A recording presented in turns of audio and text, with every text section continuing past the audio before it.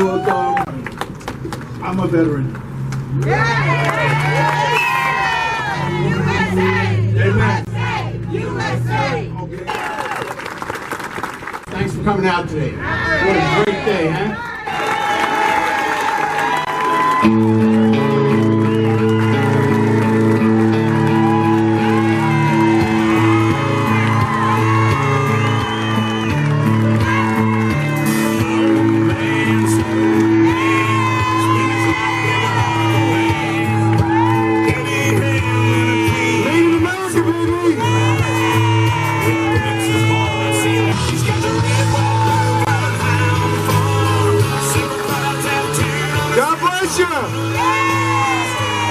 Who doesn't like country music? This is Middle America. This is it. You're America. You're the reason we're good.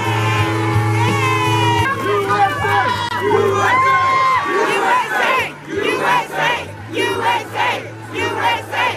Wow. Ladies and gentlemen, Chris and Cheyenne.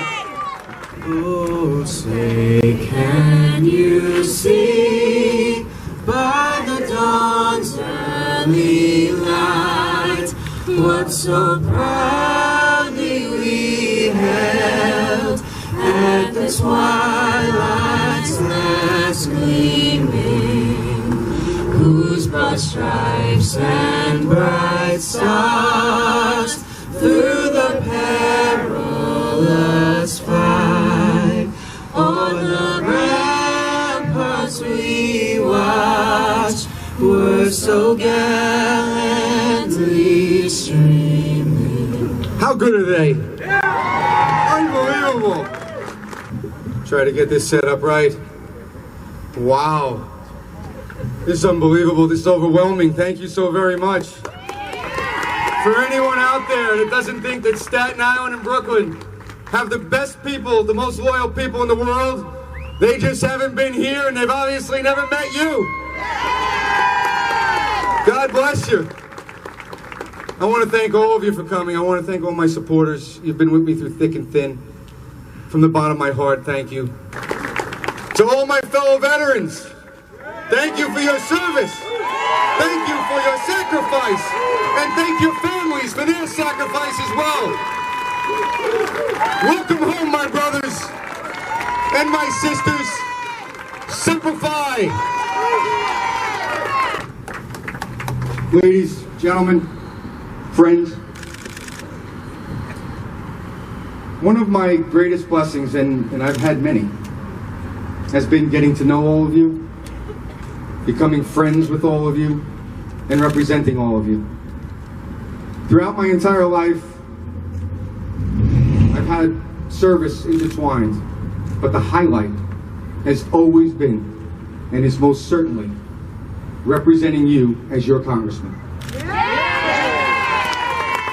Together we moved mountains. We defied all the odds. We went to Washington in 2011. We literally turned it upside down. Business as usual wasn't happening on our watch. But not as much as our newly elected commander-in-chief. Let's hear it for our president, Donald J. Trump.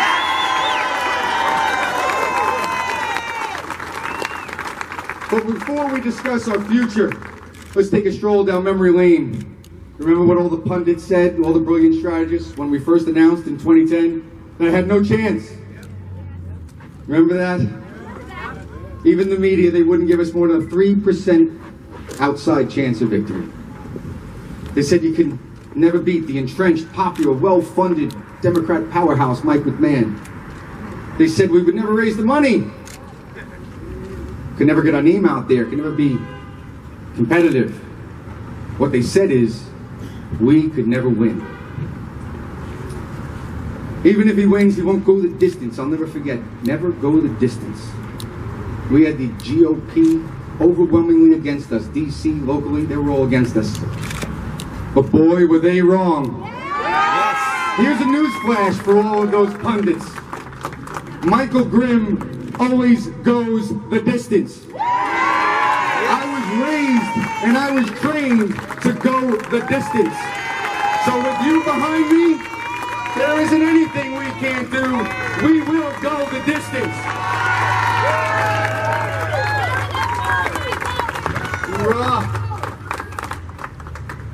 But even after that, when once again we faced insurmountable odds in our last race, the same people said, and I quote, "Dead man walking can't win." I was told by a local committee chairman there is absolutely no path to victory because of the indictment. Everyone expected me to curl up in a ball, maybe suck my thumb, crying, looking for comfort. They thought I would hide. My question is, don't they know me at all? When was the last time you saw a combat veteran of the U.S. Marine Corps in the fetal position? Yes! When was the last time you heard of Marines hiding? Yes! Hide? Not this Marine, not now, and not ever. At one of my darkest hours, after having the entire Obama Justice Department weaponized against me, with the politically corrupt Loretta Lynch leading the charge, that's right, you remember her. Small talk on the tarmac about grandchildren with Bill Clinton, yeah, we know. Well, I was told by many people in the establishment that I should have just stepped down. Made it simple, stay out of the limelight and get the best deal that I could for myself. What they left out is that Justice Department, they're not politically motivated, they're not, they routinely investigate delivery boys on bicycles off the books, you know that. But what was left out is that they unsealed the indictment the day after the ballot was certified. So you see, what the establishment wanted me to do, they wanted me to turn my backs on all of you, on all of the Republicans that came out for me, and cede my seat to the Democrat, I'm sorry. They wanted to cede my seat to the Democrat. If I did that, if I was a coward, if I turned my back and slipped into the shadows to save myself, then today, our congressman would be a liberal Democrat, a puppet for Nancy Pelosi, undermining President Trump's entire agenda, almost as much as our current congressman is. Thank you. Thank you. My opponents can say a lot about me, and we know the personal attacks have already started. But what they can't say is I'm a phony. They can't say I'm a coward. They can't say I didn't work relentlessly hard for you, or that I wasn't effective as your congressman. So in case they didn't hear it, I never turned my back on a fellow Marine in combat. I never turned my back on an FBI agent, and I will never turn my back on any of you. Yeah! You're the best, Michael. I took my lumps like a man, and we took more than we should have. But I'm convinced God has a reason. God has a master plan. I almost lost my faith completely. I was angry. I kept asking God, how can this happen to me? Almost 20 years of service, most of which was in harm's way. And although I'm sure I'll probably never know the full answer, I do know that I'm a better, stronger, more well-rounded human being for having survived it all. I have a different perspective on how important our Constitution is, on just how fragile our liberties, our freedoms can be. I've seen countries that don't have any of our rights and protections, not a scintilla. And I thought I knew how precious it all was. I know now just how elusive they can all be. How power can be distorted and it can be abused to the detriment of unsuspecting citizens, American citizens. And as your representative, though, I told you a long time ago, I asked for your support. I stood shoulder to shoulder with you. And I remember some of the hardest times. So although I started to lose my faith, it's all of you that helped get it back. It's all of you that make me remember why I've always served. You are the reason. I knew when I asked you back then for your confidence, for your support, that I would serve you well, and that I would do everything I could to make your lives a little better. Many of you remember me being in the trenches with you throughout Superstorm Sandy. I remember too. My job was to secure the funding, make sure we had the resources to rebuild. But there were many other things falling through the cracks. We didn't just listen to the status quo. We didn't hesitate. I listened to you. And I worked with you. I spoke with all of you. Together we formed groups like Yellow Boots. We worked. God bless you. We worked with Guyon Rescue. We worked with Siller Foundation. We did the things that were falling through the cracks that the city just couldn't get done. We formed alliances to push the governor to buy out areas like Grand Beach when they didn't really want to. We stood firm against the Parks Department when they didn't want to rebuild Nichols Marina. We literally moved mountains together. We moved mountains day in and day out, almost every day in the aftermath of Sandy, all the while grieving. Sometimes we just hugged and shared a tear for all those that we lost. That is called leadership. For those that like to throw that word around like a political platitude, let me tell you, it was always personal for me, and it still is. I gave my heart and my soul, and I think that's why all of you are with me today. So from the bottom of my heart, thank you.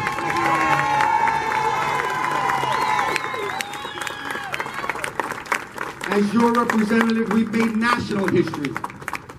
We took on the entire Republican leadership and the chairman when they didn't want to do flood insurance reform. I remember the majority leader, Eric Cantor, saying to me, if you push this flood insurance reform, your political career is over. Well, let me tell you something today. I never went to Washington for a political career. I went for one reason and one reason only, to serve every one of you. And today, the Grimm Waters flood insurance bill is the law of the land and is about to be reauthorized. Let's hope that's a Republican bill our congressman can finally support. Yes. As we remember these fights and these setbacks through Sandy and flood insurance, let us all remember our neighbors in Texas, Puerto Rico. They were devastated. Florida, they lost lives, they lost everything. Our hearts, our prayers are with them. And don't listen to some of the media out there that wants to parse every word and criticize. Our president has done an outstanding job in the face of these devastating hurricanes. Yes, he has. And I'm proud of him. I know you are too. I want to share one story with you that I'm particularly proud of. I was in Brooklyn when a community leader came up to me with a man that was completely distraught, fighting back tears. And he began to tell me that his daughter, who was born here in Brooklyn, as I was, going to Brooklyn College, married a student.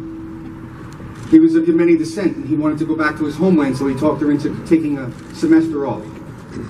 And they went to Yemen to meet his family and embrace the culture. But when she got there, she was shocked. Her husband began to abuse her, implement Sharia law. He took her passport, physically assaulted her, and threatened her life if she told her father.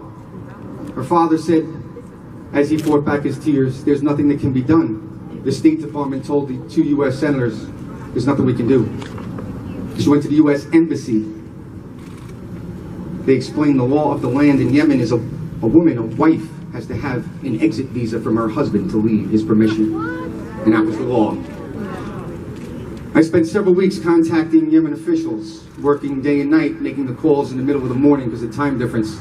And I explained to the Yemeni ambassador that I was applying for my own visa, and I was coming there, and I was going to bring my Brooklyn girl home. I made it very clear the only way they were going to stop me was to physically stop me, because I was coming as a U.S. Marine. I was going to take her by her hand, and I was going to walk her on that plane. So to avoid an international incident, because they knew I would stop at nothing, you know what they did? They sent her home. Right now she's in Brooklyn with her father. Our girl is home. Marines don't leave anyone behind. And I will never leave any of you behind. Now, I've had a lot of time to reflect and time for introspection. And sincerely, I'm truly sorry if I let any of you down. No problem. You don't have to apologize. You're the best. I feel like I still feel like I let your voice be abruptly taken away from you when I resigned. From the very bottom of the heart, I am sorry. And I do love you.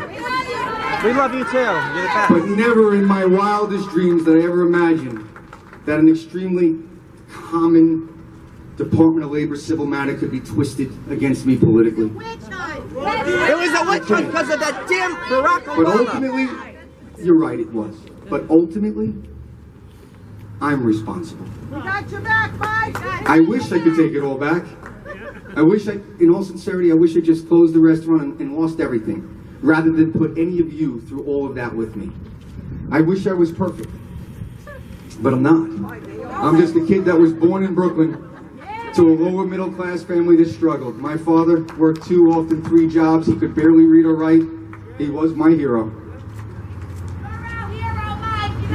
God bless you. You will always be my hero, Mike. You know,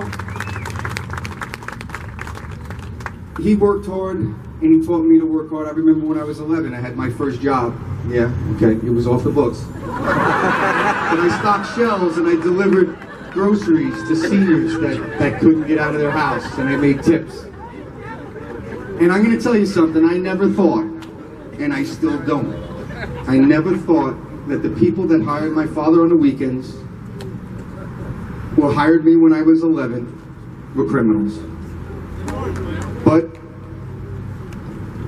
you know, there's something that I had to come to terms with, and it kind of hit me, and a lot of it's thanks to my own mother. I'm not my father, okay? And I wasn't an immigrant delicatessen owner that hired a kid for the summer. I'm a Marine. Right, Mike. Okay. And I'm a former agent. And I'm an attorney, most importantly. So, I still shouldn't have hired anyone off the books. Not even a handful of delivery boys. And for that, I am truly sorry. I should have closed the restaurant, and I should have lost my house, I should have lost it all. But, so for any heartache, I want you to know, I am sorry. But I do think that the way we all move forward, the best thing that I can do is to represent you and give you 100%.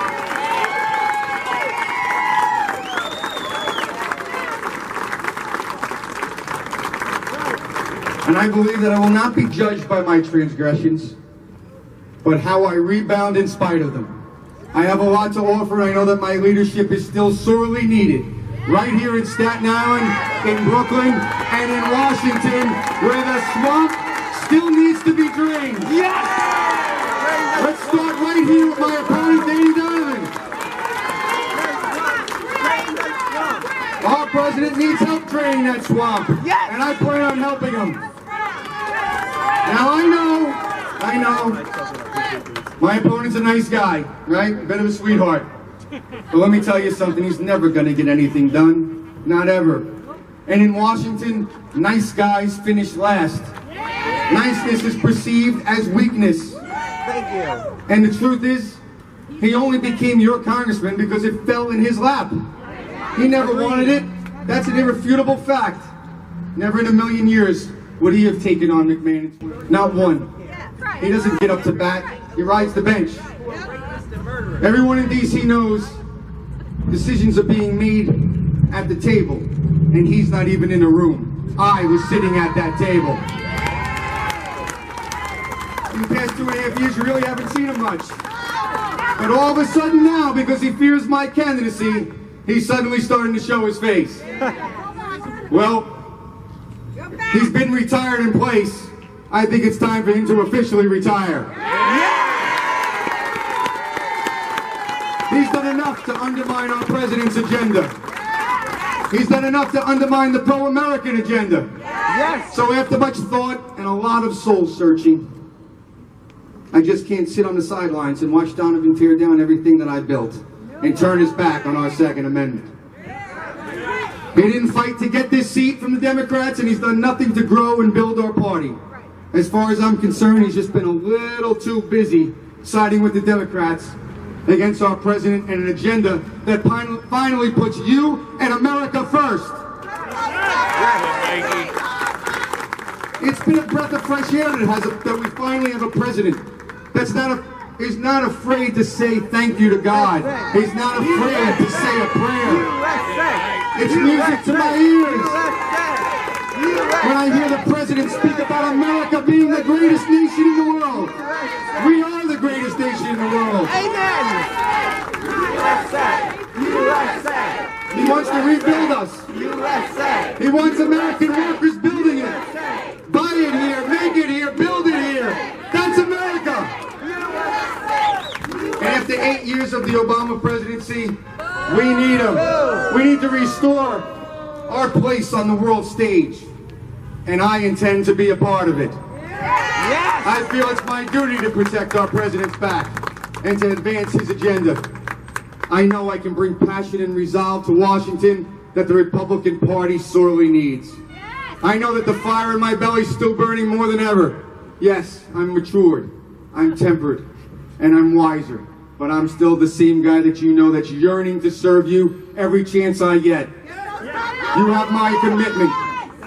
You grew accustomed to me. I'm so proud of that. I was blessed with being born in the greatest country in the world. You know that.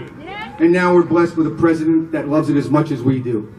Yes. We will maintain our greatness in the world. I'm sorry. Someone said I need a bottle of water. There we go. Thank you. Cheers!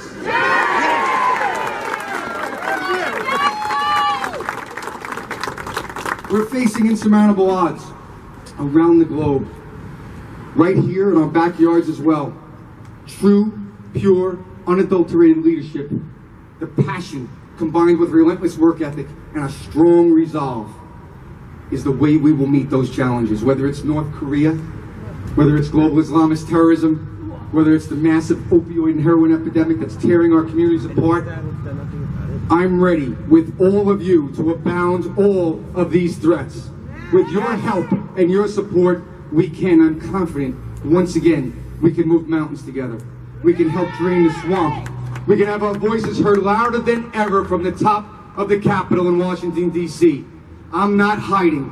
I'm not wavering. I'm persevering. And I'm doing the only thing I've ever known how to do, and that's fight. And I'll fight with you any day. I've seen our families and our friends and our neighbors torn apart, destroyed.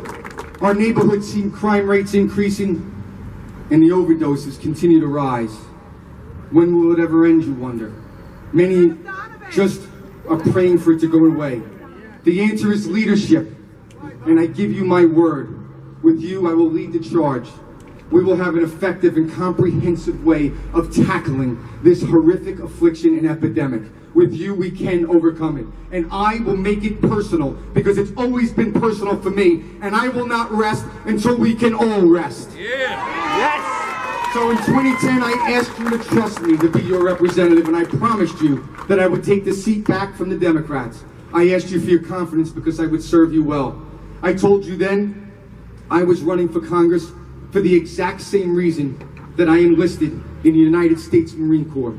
For the same reason I volunteered for combat. For the same reason I left Wall Street and accepted a position as a special agent of the FBI. And the same reason I went deep undercover for over 5 years. Because I love this country enough to give my life for it. And I believe it's my calling to serve all of you. So today, I ask you once again to give me your confidence, to give me your support, as I announce my candidacy to be your representative for the New York 11th Congressional District. We haven't lost a race yet. We've beaten all the odds before.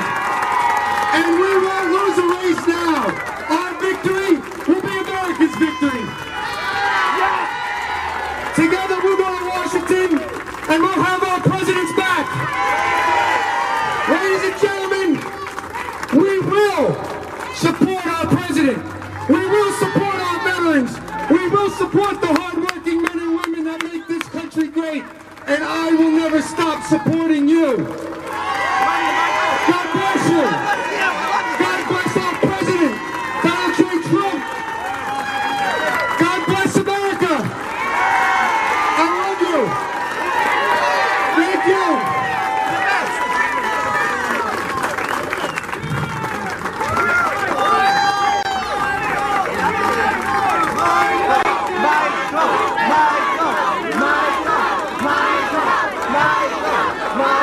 Thank you. This is overwhelming. God bless you. If we could, if Chris and Cheyenne, you would do me the honor and sing a very special song for us. God bless America.